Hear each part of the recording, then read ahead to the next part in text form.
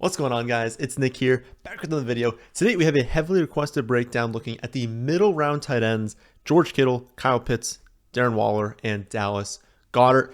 I think everyone can agree that the top three tight ends are Kelsey, Andrews, Hawkinson in that order, but these next four are a little bit difficult to rank. So we'll do that today, and I'll also talk about which ones I'm drafting the most right now. So first of the breakdown, George Kittle will be turning 30 this October, though the age cutoff for tight ends is much later than wide receivers, significantly later than with running backs.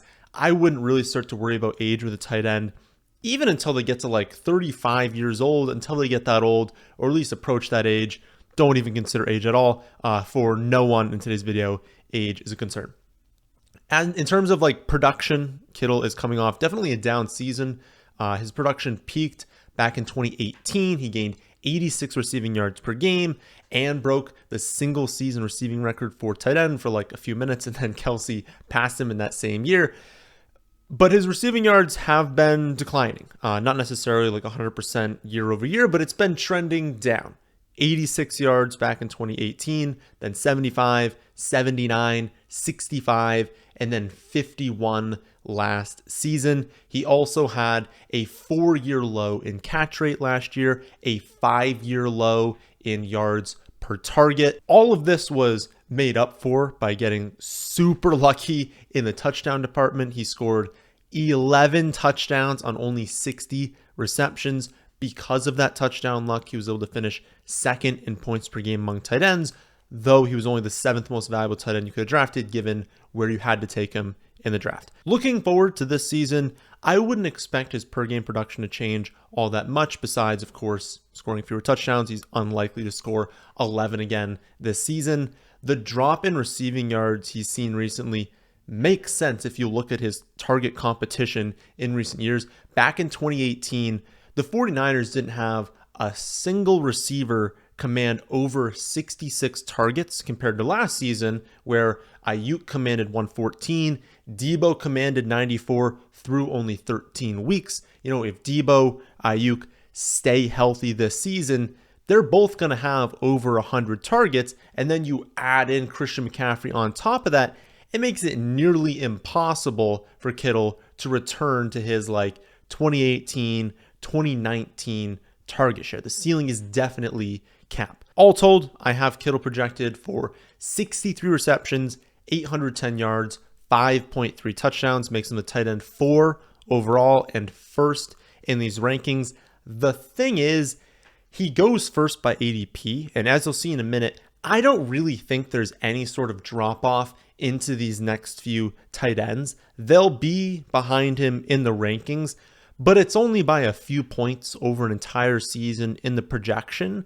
And if Kittle goes first by ADP and first by a lot over the last tight end we'll talk about, I don't think the gap in, talent plus opportunity, that combination of just how much volume, how efficient they're going to be, I don't think that gap is super wide. And so I rarely find myself drafting George Kittle this season. He is not a player I would recommend going after unless he's available a good amount after his ADP. There will be drafts you're in where he falls a round and a half. If that happens, I'm perfectly willing to draft him. I just don't see him having like a true breakout season if you've got Debo, Ayuk, McCaffrey there. And so he's going to be first on this list, but I would definitely prefer the other tight ends at an ADP discount. And one of those tight ends I definitely prefer is Kyle Pitts. And yes, I know he is on the Falcons' very run-heavy offense and is also coming off a truly dreadful season,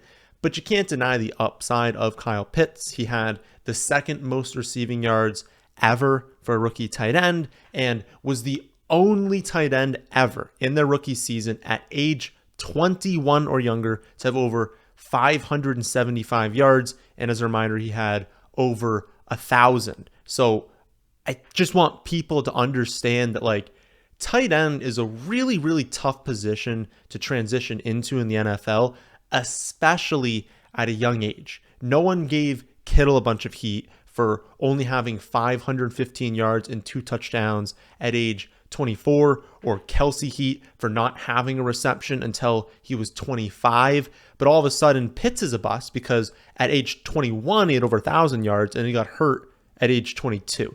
Again, Kittle did not have a catch until he was 24. Kelsey didn't have one until he was 25. Pitts turns 23 this October. Please do not write him off as a bust. In terms of the offense, I definitely have the same concerns as everyone else as far as how many pass attempts is this offense going to have. But I am currently projecting Atlanta to throw 24 fewer pass attempts than any other team in the league, 141 fewer than the league average. I know this is going to be a run-heavy team that is also not going to play super fast, but I have that accounted for in the projection. But look at who's catching passes on this team. Like Drake London's definitely going to be a target hog, but behind him and Pitts, it's just Bijan and then Mac Hollins, Jonnu Smith, and then everyone else is just a complete scrub. You could honestly throw Jonnu Smith in with the scrubs if you wanted to. Pitts could have an elite target share this season, and given that he's one of the best tight end prospects we've ever seen, he has a lot of upside if he hits. So my final projection for Pitts, 57 receptions, 811 yards, 5.3 touchdowns, makes him the tight end 5, only 3 points behind George Kittle. If you look at ADP though, he goes close to a round after Kittle and Underdog. On Fantasy Pros, they have him a full round behind Kittle. I would definitely prefer wait around, get a slightly better player. I would rather take Pitts in that like mid 5th round range in redraft, closer to the 6th round, sometimes falls into the 6th round, even the 7th round at times on Underdog. Take the discount because I don't think they're separated by much at all. And that's, a really important range where Kittle goes.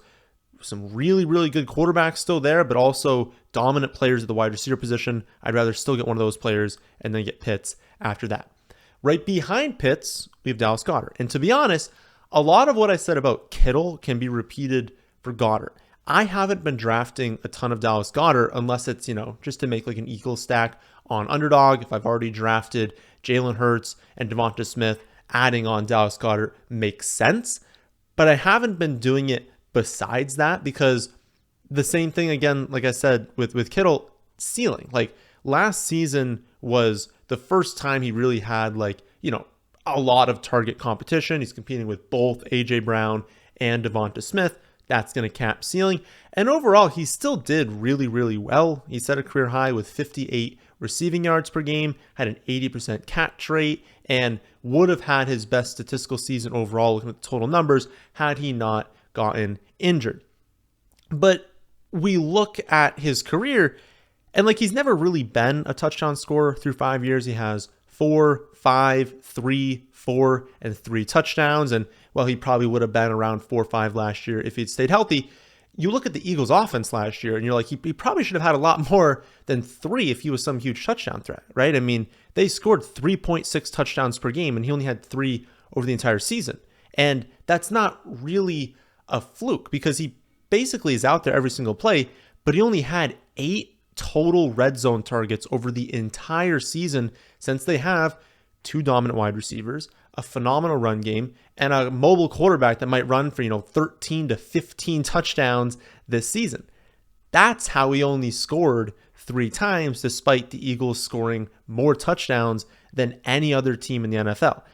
And let's be honest, are the Eagles going to get better on offense this season? Probably not. I mean, 3.6 offensive touchdowns per game is a lot. So if anything, we should expect either the same production, maybe they get up to 3.7, but probably going to end up a little bit lower than that this season. So to me, Goedert is a very safe pick, one that, if you're in a redraft league, you make that pick. You got your tight end this season. He's going to provide you perfectly fine production the entire year. He is not going to be the reason you lose the league, but he's also very unlikely to be the reason you win the league.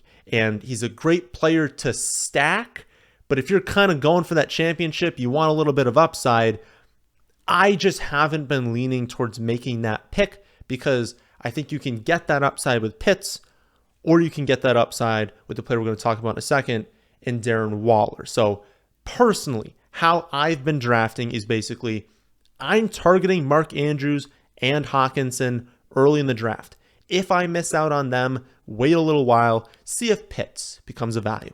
If I miss out on that, draft Darren Waller. That's basically like the flow chart that I've been following so far this season. And if you miss out on Darren Waller, maybe Evan Ingram becomes a value, but then probably double dip later on. But to talk about Darren Waller here, Waller does come in ranked 4th on the list. So if we look at projections, it does come out Kittle, then Pitts, then Goedert, then Waller. And Waller is a little bit behind those top 3.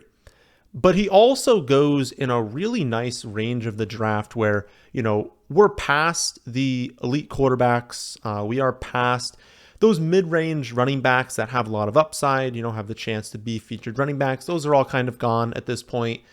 Past the range of wide receivers where, there's a grouping there in the middle rounds where it's like these guys could all finish as wide receiver ones if like everything really hits for them this season. We're like past all of that. And so you basically get to choose, your favorite players in the draft up to that range. And then basically all of them are gone. And Waller is just sitting there asking to be drafted. And I love taking him at that spot. He will be turning 31 this season. As I said, age, not really a concern. And he's definitely coming off 2 very down seasons in a row. But unlike with Kittle, like for Kittle, the down seasons are because the target share just can't be super high just because they have so much target competition. I mean, that's definitely not the case for the Giants. It's really just been injuries. He had a down year in 2021, but he still commanded 8.5 targets per game. It was injuries that took him out. Last season, really just couldn't get over the hamstring injury. He was only truly healthy for like 4 games, so we can't really look at the production in only a 4-game sample. He didn't look like bad or anything, but he just wasn't healthy the entire season. But at a 7th round ADP, I'm more than willing to take a chance on him staying healthy because if he does, he's going to lead the Giants in targets. Like the Giants have a very deep wide receiver core, but it's like Kansas City where they just have a billion wide receiver 2s, even considering wide receiver 3s. They don't have a true wide receiver 1, but they have Darren Waller. And so he could be someone they effectively utilize as a wide receiver 1. And I'm expecting him to very easily approach 90 to 100 targets. And in that range, again, he does still grade out 4th on this list. But what excites me is he's not capped there.